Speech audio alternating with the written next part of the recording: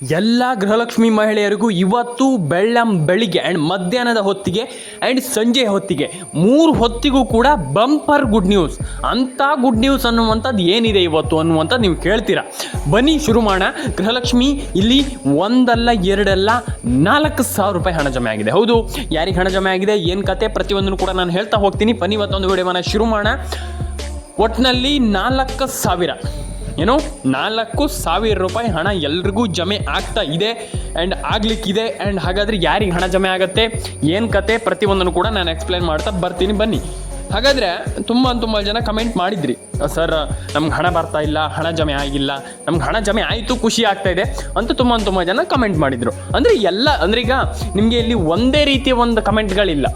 ಕೆಲವರು ಹಣ ಜಮೆ ಆಗಿದೆ ಅಂತ ಹೇಳ್ತಾರೆ, ಕೆಲವರು ನಯಾ ಪೈಸೆ ಜಮೆ ಆಗಿಲ್ಲ ಅಂತ ಹೇಳ್ತಾರೆ, ಕೆಲವರು ನಮ್ಗೆ ಹಣನೇ ಬಂದಿಲ್ಲ ಸರ್, ಏನು ಸರ್ ಇದು ಅಂತ ಹೇಳ್ತಾರೆ.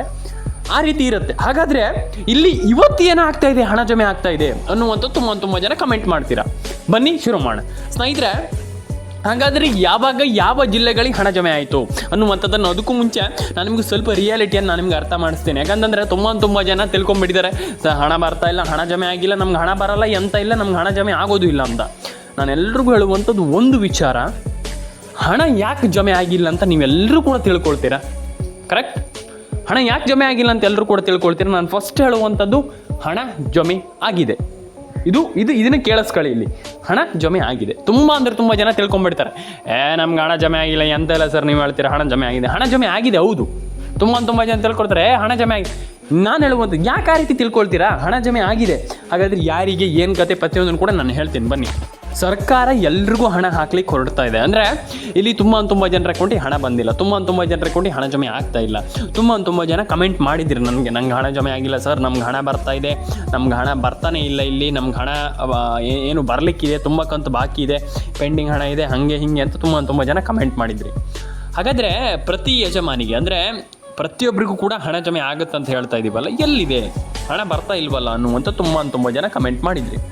ಹಾಗಾದರೆ ಪ್ರತಿ ತಿಂಗಳು 2,000 ರೂಪಾಯಿ ಹಣ ಇನ್ಮೇಲೆ ಬರಲ್ವಾ, ಅಥವಾ ಬರುತ್ತಾ, ಅಥವಾ ಬರೋದು ಹೆಂಗೆ, ನಮ್ಗೆ ಹಣ ಬರುತ್ತೋ ಬರೋದಿಲ್ವೋ ಅನ್ನುವಂಥದ್ದು ಒಂದಿಷ್ಟು ಕನ್ಫ್ಯೂಷನ್ಗಳು ಇದೆ ನಿಮ್ಮೆಲ್ಲರ ಮನಸ್ಸಲ್ಲೂ. ಹಾಗಾದರೆ ಯಾರಿಗೆ ಹಣ ಜಮೆ ಆಗುತ್ತೆ, ಯಾರಿಗೆ ಹಣ ಜಮೆ ಆಗಲ್ಲ, ಪ್ರತಿಯೊಂದನ್ನು ಕೂಡ ಈ ಒಂದು ವಿಡಿಯೋದಲ್ಲಿ ನಾನು ಕಂಪ್ಲೀಟ್ಲಿ ಎಕ್ಸ್ಪ್ಲನೇಷನ್ನ ಕೊಡ್ತಾ ಹೋಗ್ತೀನಿ.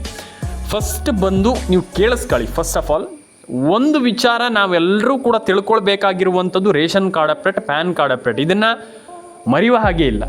ಕರೆಕ್ಟ್? ನಾವು ಇದನ್ನು ಕರೆಕ್ಟಾಗಿ ಕಂಪ್ಲೀಟಾಗಿ ಇಟ್ಕೊಂಡಿಲ್ಲ ಅಂತಂದ್ರೆ ನಮ್ಗೆ ಹಣನೇ ಜಮೆ ಆಗಲ್ಲ. ಹಾಗಾಗಿ ಅದನ್ನು ಕರೆಕ್ಟಾಗಿ ಇಟ್ಕೊಳ್ಳುವ. ಅರ್ಥ ಆಯ್ತಾ?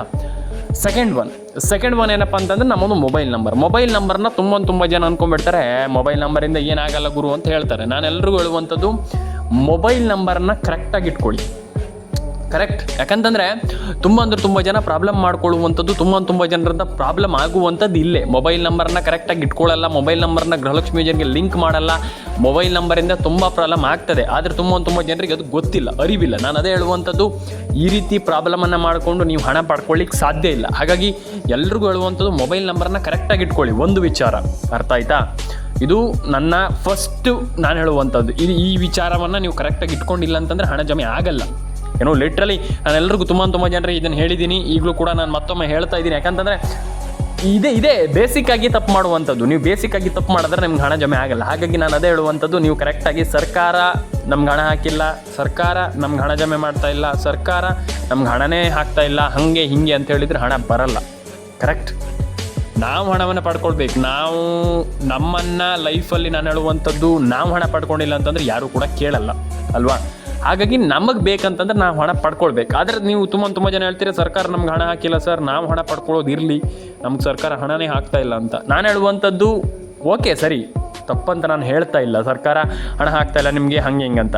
ಆದರೆ ಸರ್ಕಾರವನ್ನು ಜಾಸ್ತಿ ಬ್ಲೇಮ್ ಮಾಡಲಿಕ್ಕೆ ಹೋಗಬಾರ್ದಂತನೂ ನಾನು ಹೇಳ್ತಾ ಇಲ್ಲ. ಆದರೆ ಇಲ್ಲಿ ನಮ್ಮದು ಪ್ರಾಬ್ಲಮ್ ಇಟ್ಕೊಂಡು ಸರ್ಕಾರವನ್ನು ಬ್ಲೇಮ್ ಮಾಡುವಂಥದ್ದು ಅಂದರೆ ತಪ್ಪಾಗಿ ಏನು ಸರ್ಕಾರದೇ ತಪ್ಪು ಅನ್ನುವಂಥ ತಪ್ಪಾಗುತ್ತೆ ಅಲ್ವಾ? ಹಾಗಾಗಿ ನಾನು ಹೇಳುವಂಥದ್ದು, ಅಲ್ಲಿಗ ಸರ್ಕಾರ ಏನೋ ಕರೆಕ್ಟಾಗಿ ಹಣ ಹಾಕಿಬಿಟ್ಟಿದೆ ಅಂತ ನಾನು ಹೇಳ್ತಾ ಇಲ್ಲ. ಅಂದರೆ ಹಣ ಹಾಕಿರ್ಲೂಬಹುದು, ಹಾಕದೇನೂ ಇರಬಹುದು. ಆದರೆ ನಾನು ಹೇಳುವಂಥದ್ದು ಇಲ್ಲಿ ಏನಂತಂದರೆ, ತುಂಬ ಜನರಿಗೆ ಹಣ ಹೋಗಿಲ್ಲ, ಪೆಂಡಿಂಗ್ ಹಣ ಬಾಕಿ ಇದೆ, ತುಂಬ ಜನರ ಅಕೌಂಟಿಗೆ ಹಣ ಜಮೆ ಆಗಿಲ್ಲ. ಒಂದಿಷ್ಟು ಪ್ರಾಬ್ಲಮ್ ಇದೆ. ಅಂದರೆ ಈಗ ಎಲ್ರಿಗೂ ಹಣ ಹೋಗಿಬಿಟ್ಟಿದೆ, ಹಣ ಜಮೆ ಆಗಿಬಿಟ್ಟಿದೆ, ಹಣ ಬಂದುಬಿಟ್ಟಿದೆ, ಹಣ ಬಿಟ್ಟಾಗಿದೆ, ಹಣ ಜಮೆ ಆಗಿದೆ ಅಂತ ನಾನು ಹೇಳಲಿಕ್ಕೆ ಹೋಗ್ತಾ ಇಲ್ಲ, ಅರ್ಥ ಆಯ್ತಾ? ಆದರೆ ಒಂದಿಷ್ಟು ಪ್ರಾಬ್ಲಮ್ಸ್ ಇದೆ, ಅಂದರೆ ಅದನ್ನು ನಾವು ಸಾಲ್ವ್ ಮಾಡ್ಕೊಳ್ಬೇಕು, ಸರಿ ಮಾಡ್ಕೊಳ್ಬೇಕು, ಅಲ್ಲಿ ಕರೆಕ್ಟ್ ಆಗುತ್ತದು. ಅದನ್ನ ಸಾಲ್ಟ್ ಔಟ್ ಮಾಡ್ಕೊಂಡಿಲ್ಲ ಅಂತಂದರೆ ನಮ್ಗೆ ಹಣ ಬಂದಿಲ್ಲ, ನಮ್ಗೆ ಹಣ ಜಮೆ ಆಗಿಲ್ಲ ಅಂತಂದರೆ ಏನೂ ಪ್ರಯೋಜನ ಇಲ್ಲ. ಹಾಗಾಗಿ ನಾವು ಅದನ್ನು ಪಡ್ಕೊಳ್ಬೇಕು, ನಾವು ಹೆಂಗೆ ಪಡ್ಕೊಳ್ಬೇಕು ಅನ್ನುವಂಥದ್ದನ್ನು ಯೋಚನೆ ಮಾಡಬೇಕು.